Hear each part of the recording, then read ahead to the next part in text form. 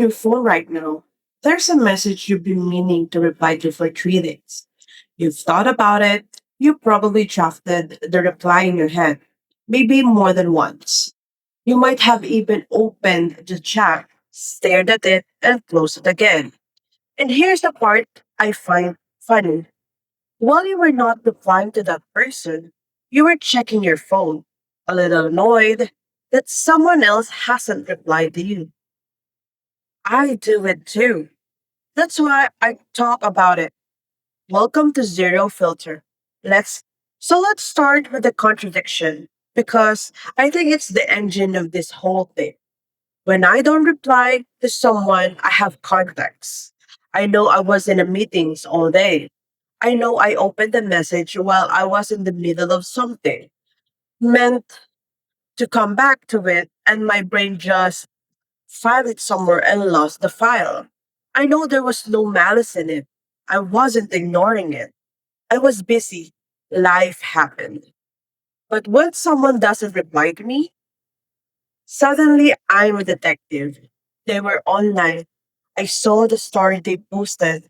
They had time for that, but not for my message. Interesting. Same behavior, two completely different stories. And I get the generous story, and they get the suspicious one every time. And here's the uncomfortable part. The excuse I give for my not replying is always more generous than the one that I give you. Always. I've never once left someone unread and thought, wow, I'm being disrespectful right now. But I've definitely been on left unread and thought, wow, disrespectful. I don't think this makes us bad people, by the way. I think it's just how humans work. We judge ourselves by our intention and everyone else by their actions. That's an old observation. It's not mine. By texting turning into a daily event. Because before smartphones, how many chances did you get per day for to feel ignored? One, two, now it's unlimited. We built an infinite ignored feelings machine and we carry it everywhere. So that's the setup. Everyone's guilt, everyone's offended. Nobody talks about it. But here's the thing, our parents didn't have this problem. It's not because they were better people. Think about what a message was like before read receipts. You send a text, silence. And that silence could mean anything. Maybe their phone was off. Maybe they didn't have a load. Maybe the message that just didn't go through. That used to happen all the time, and everyone knew it happened. So it was perfectly good excuse. Silence was ambiguous, and ambiguity, it turned out, was doing a lot of work for our relationships. It gave everyone the benefit of the doubt automatically because there was no evidence for everyone else. Then the little word appeared under our messages. We used to wonder if someone got the message. Now they got it. So silence stopped being neutral. Every unanswered message became a small verdict. Sit with that for a second, because I really do think this is the hinge of the whole episode. We didn't get worse at replying. People have always been slow, distracted, avoidant. That's not new. What's new is the scoreboard. The technology start keeping score, and once there's a score, silence has to mean something. Scene 247 PM is information. It's evidence. Your brain can't not interpret it. And notice what the apps did next. Because I find this genuinely interesting. They added typing indicators. So now you can watch someone start a reply and abandon it. They added last active timestamps online for 5 minutes ago. So they've been here since your message and they chose everything except you. Every one of these features made the silence more legible, more readable. And the more readable silence became, the more it could hurt. Nobody designed that on purpose, I don't think. Some product teams somewhere just thought read receipts would be useful. And they are useful. But there's a pattern I've seen over and over. You change one small thing in a system, and the behavior of everyone inside the system shifts in ways nobody predicted. Read receipts were supposed to give us information. What they actually gave us was a new category of insult. So, if silence is now information, the obvious next question is, what is it actually saying? I have few theories. I'll be honest with you. I don't love any of them.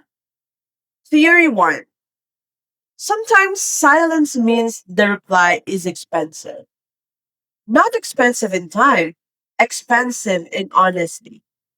Think about the messages you sat for on the longest. I bet they're almost never the what time are we meeting messages. They're the invitation you don't want to accept, the favor you don't want to do, the we should catch up from someone you've quietly outgrown. The reply isn't hard to type. The reply is hard to own. Typing no takes 1 second. Meaning it, being the person who said it, that's the expensive part. So we don't pay. We just leave it there. And we tell ourselves we'll reply when we have the energy, as if the energy was ever coming. Yuri too. Sometimes people or silence is the honest part of this honest relationship. This one stings a little. Some relationships in our lives run on pure obligation. Old classmates, certain relatives, people we used to be close to. The warmth in those chat is kind of performance. We don't actually want the coffee. We keep saying we should get. And the silence between those performances, that might be the most honest thing in this entire chat history.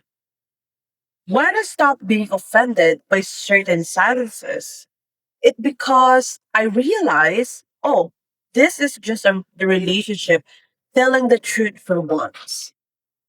Theory number 3. And this is the one I really didn't enjoy noticing about myself. People reply fast to those they're afraid to lose. Watch your own behavior for a week. Watch those messages you answer within minutes. No matter how busy you are, busy is real. But busy has always had exceptions.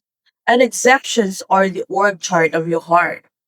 It's the people whose opinion of you is still in play. A new client, a new relationship, someone you admire who finally messaged first. Meanwhile, the people who love us unconditionally, the ones who will absolutely still be there next week, they wait 3 days. We make our most loyal people absorb our worst response times precisely because they're loyal. The people who never leave get treated like they'd never leave. I don't say that make anyone feel guilt. I say it because when I notice it in myself, it reframed the whole topic. Slow replies aren't really about time management. They're a map of what feels at stake, which is uncomfortable because it means when someone consistently takes days to reply to you, you know where you are on the map. So do they about you. Now, before this gets too dark, there's a counter argument to all of this, and it deserves real airtime. Because there's a version of slow replying that people defend, and they might have a point. Here's the defense. It goes like this. I'm not ignoring anyone. I'm just not on call. And honestly, there's something to it. Think about what a message actually is. It's a request for your attention that arrives whenever the sender feels like sending it. Hey, quick question. It's rarely quick. Have you noticed that? Quick question is almost always a 15-minute obligation wearing a small costume. Every message is a little task someone else added to your day without asking. And somewhere along the way, we all accepted the idea that this task come with a timer. That a normal person replies within the hour, and anything slower needs an apology. Sorry for the late reply. We say it like we missed a deadline. Who set the deadline? So the argument goes slow replies are a boundary. My phone works for me. I answer when I answering fits my life, not when the notification demands it. And I know people who genuinely live this way. They're not avoiding anything. They're just not available on demand. And the people who know them know that. And it's fine. But I have to be honest about the other side of this. Because I've used this defense myself, and I knew, even while saying it, that it wasn't the whole truth. Sometimes boundary is just avoidance with better branding. The test, and this is the question I ask myself now, is would I say the true reason out loud? A real boundary survives daylight. I don't check messages during work hours. You can say that to someone's face. It's fine. It's even respectable. But I didn't reply for 4 days because your message required something from me. And I was hoping the situation would resolve itself. Nobody says that one out loud. If honest version of your silence would embarrass you, it wasn't boundary. It was hiding a place. Both things are true. Some silence is help. Some silence is cowardice. And from the outside, they look identical. That's what makes this whole topic so messy. The person waiting on you reply can see which one they're getting.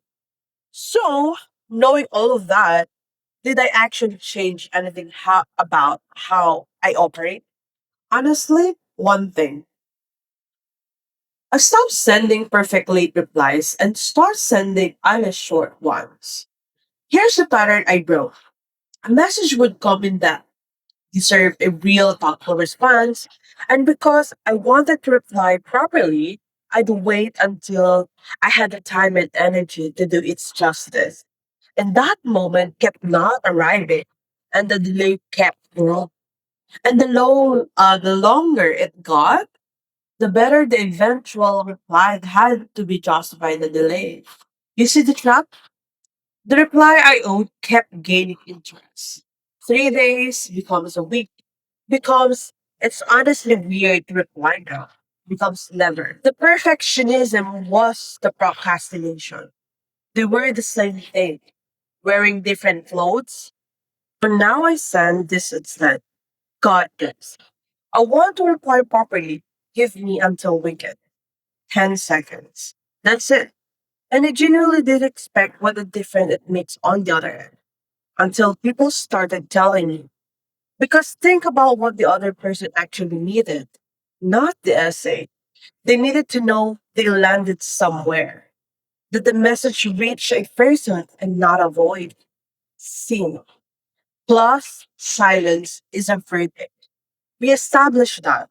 But seen plus I'll get back to you Saturday is just scheduling.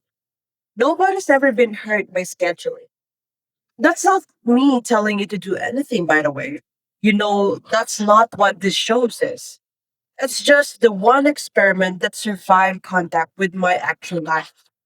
Everything else I tried, reply immediately to everything. Inbox zero my chats, set specific texting hours, all of it collapsed within a week. The 10-second honest reply is the only thing that stuck. And it stuck because it's cheap. It costs almost nothing, and it converts a verdict into a schedule. So let me land this. I don't think anyone in this conversation is innocent, including me. Very much including me. We're all somebody's seen at 2:47 p.m. We're all carrying messages we're quietly hoping will expire on their own. And we're all of, at this exact moment, waiting on reply from someone else and building a small story about what the silence means about. So I leave you with a question instead of an answer. Because that's how we do it here. That message you haven't replied to, the one you thought of at the start of this episode, and you know exactly which one it is, be honest with yourself. Is it really about time? Or is it about what the reply would cost you? Tell me in the comments. I read all of them, usually while avoiding replying to someone. This is Zero Filter. New episode every Sunday. See you there.